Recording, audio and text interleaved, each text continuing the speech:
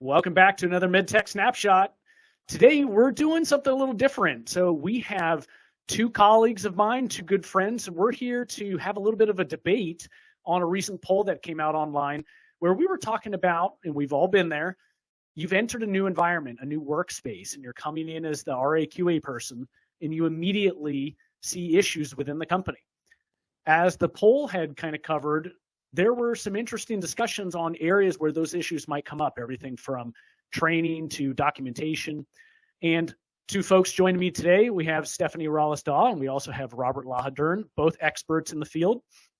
I'm curious to hear from both of you today on your position as it relates to what are the most common issues we're going to come across where compliance is deficient in an organization. So Steph, we're going to let you go first. We'll give you 45 seconds, and I'm looking forward to hearing your perspective on it. Thank you, Travis. So the reason behind my choice of inadequate documentation over deficient training as the biggest compliance issue when starting a new company is you first need strong standardized documentation in order to allow for provision of appropriate training. Otherwise, you can inadvertently create tribal knowledge to compensate for that procedure. The root cause of deficient training a lot of times leads back to the documentation being inadequate, missing a step, leaving too much to interpretation.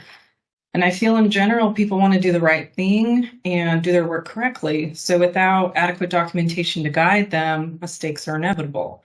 Many times with people blaming the person rather than the process.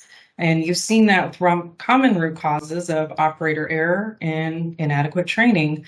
I feel though if you dig just a touch deeper, you're going to find more times than not, corrective action is going to require update to a procedure followed by training. To remedy this, the first thing I do when entering an organization is do thorough process and system audits to help identify any potential gaps. Strong response, Robert. Give us your perspective. Yeah, I completely agree with Stephanie's point, and I think kind of at the end there, she started to see it from my point of view of deficient training. More often than not, especially for new hires, whether it's a consultant or a full-time employee, what's happening is this person's being brought on board, and I want this person's training to be just like Joe, just like James.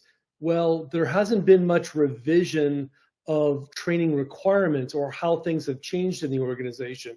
And in those instances, often people are starting out of the gate with a misconception of what their responsibilities are. In addition, in manufacturing environments, more often than not, they do a good job of both documentation and managing and training, but it's the ancillary, the design, the other team members that are outside of the manufacturing environment that have contributions to the state of quality within an organization, that their training tends to get a little bit less well documented.